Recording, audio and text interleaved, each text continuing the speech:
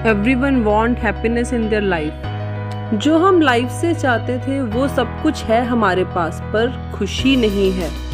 मन में है अजीब सी उदासी, बेचैनी। ऐसा क्यों?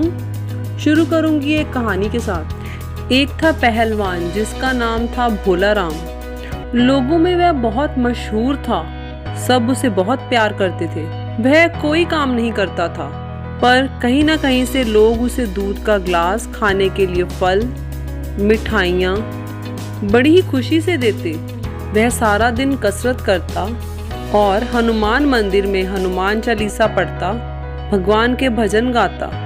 बड़ा ही मस्त प्यारा सा इंसान था वो। जब भी राजा अपने हाथी पर सवार होकर शहर में से निकलता, वह हाथी की पूंछ पकड़ लेता और हाथी वहीं पे जम जाता, 1 इंच भी आगे नहीं जा पाता। उस हाथी पे बैठा राजा बड़ा ही बेचैन हो उठता, पर कुछ ना कर पाता। आसपास खड़ी हुई भीड़ तालियों के साथ भोलू का उत्साह बढ़ाती और शाबाशी देती। अगले दिन राजा ने अपने मंत्री को बुलाया और बड़े ही दुखी और परेशान मन से बोले, जब भी मैं शहर से निकलता हूँ, यह पहलवान हाथी की पूंछ को पकड़ लेता है और हाथी 1 भी इंच आगे नहीं बढ़ पाता। आसपास खड़ी हुई भीड़ जब उसका अभिवादन करती है, राजा के लिए ये सब असहनीय है। मंत्री बोले, आप चिंता मत करें, इसका हल हो जाएगा। अगले ही दिन वह भोलू राम के पास गए और बोले, तुम्हें रोज के 2 रुपए मिलेंगे, बदले में तुम्हें एक काम करना पड़ेगा। यह सुनकर वह पहलवान भोलू खुश हो गया। उसके सारा दिन का खान पान दूध 1 रुपए में पूरा हो जाता था। 1 रुपया तो फिर बच जाता।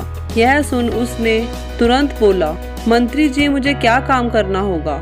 मुझे तो कोई काम नहीं आता। मैं सिर्फ कसरत करता हूँ या फिर मंदिर में भजन करता हूँ, हनुमान चालीसा पढ़ता हूँ। मंत्री बोले, जो काम मैं तुम्हें बोलने वाला हूँ वो तुम्हारे लिए बहुत ही आसान है। रोज शाम 6 बजे तुम्हें मंदिर में दिया जलाना है। भोलू बोला, ये तो बहुत ही आसान है और मुझे यही काम तो करना आता है। वैसे भी मैं मंदिर में भजन गाता हूँ, दिया भी जला दिया करूँगा। वह मंत्री बोले, परंतु एक भी दिन ऐसा नहीं होना चाहिए जब दिया ना जले। बड़े ही उत्साहित होकर भोलू ने कहा, आप निश्चिंत हो जाएं, ऐसा कभी नहीं होगा। अगले ही दिन सुबह होते ही भोलू के दिमाग में बार बार यही बात आने लगी, मंदिर में दिया जलाना है, कहीं मैं भूल ना जाऊं। दोपहर के 1 बजे वह दूर घंटाघर जाकर वक्त देखने जाता, कहीं 6 तो नहीं बज गए। 3-4 किलोमीटर दूर वह दिन में 3-4 बार सिर्फ यही देखने जाता, 6 तो नहीं बज गए। 6 बजते ही उसने मंदिर का दिया जला दिया। 2-3 दिन ऐसे ही चलता रहा, पर भोलू की मस्ती वाली चाल, मस्त खाना पीना, मस्ती से मंदिर के बाहर बैठे रहना, वह सब बंद हो गया। सुबह उठते ही वह 6 बजे का इंतजार करने लगता। मन में 6 बजे की चिंता लगी रहती। अगले दिन जब राजा अपने हाथी पर सवार होकर शहर में से गुजरे, फिर से भोलू वहां पहुंच गया। जैसे ही उसने हाथी की पूंछ को पकड़ा, उसके पांव घिसट कर आगे पहुंच गए और हाथी आगे निकल गया। यह देख राजा को बहुत खुशी हुई। भीड़ मायूस होकर इधर उधर हो गई। क्या कारण था इस सब का? चिंता।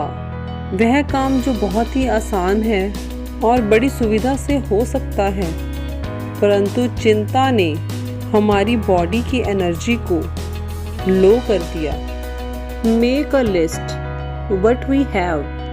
हमारे शरीर के सभी अंग स्वस्थ हैं, रहने के लिए अच्छा घर है, गाड़ी है, कारोबार है, नौकरी है, आपका परिवार है, बच्चे हैं, रिश्तेदार हैं, अच्छे दोस्त हैं। जो भी चीज़ें आप लाइफ से चाहते हैं, उनको पाने के लिए पर्याप्त धन है।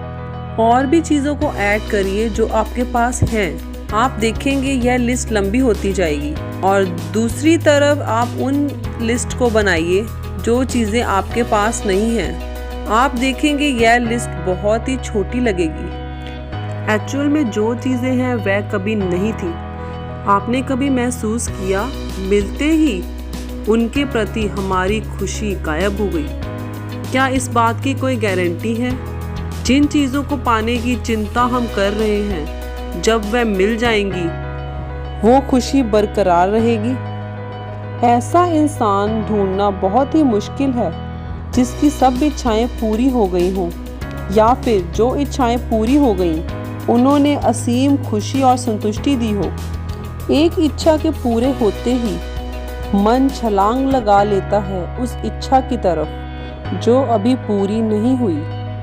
अगर हमें सच्ची खुशी चाहिए, मन को शांत कर रुकें, कुछ पल के लिए सोचें। जो भी आपके पास है वह जीवन जीने के लिए पर्याप्त है।